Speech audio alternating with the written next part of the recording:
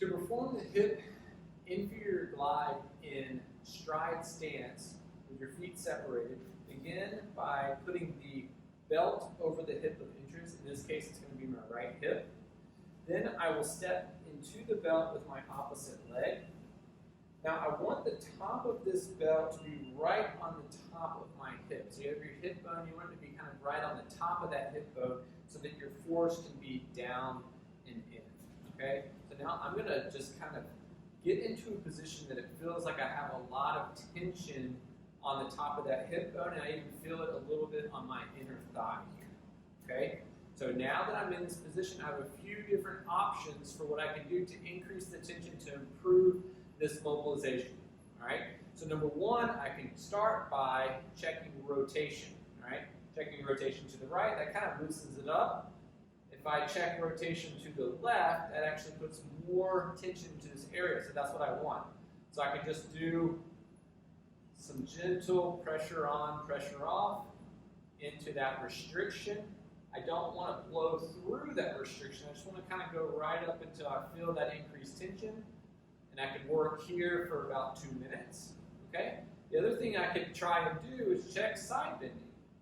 You know, what does side bending do? For me, side bending away puts more tension into this area, so I can just do side bending, or I could do side bending and then incorporate that rotation as well. Okay, so I have the hip blocked, and now I'm using my upper body active movements to engage that mobilization. All right. The other thing that I can do here is I can go into a little bit of a squat position. In that squat position, I get a little slack on the belt, so then I can take up that slack with my opposite leg, and then from here I can then go to act like I'm going to stand up out of this position. And when I do this, it actually kind of provides that inferior glide, but also provides a little bit of decompression of the hip at the same time.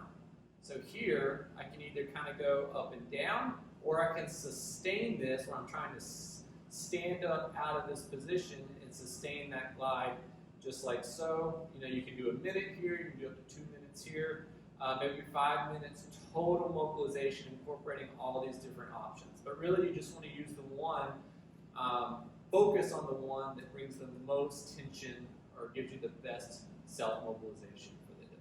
So that's the hip inferior glide with the feet separated apart.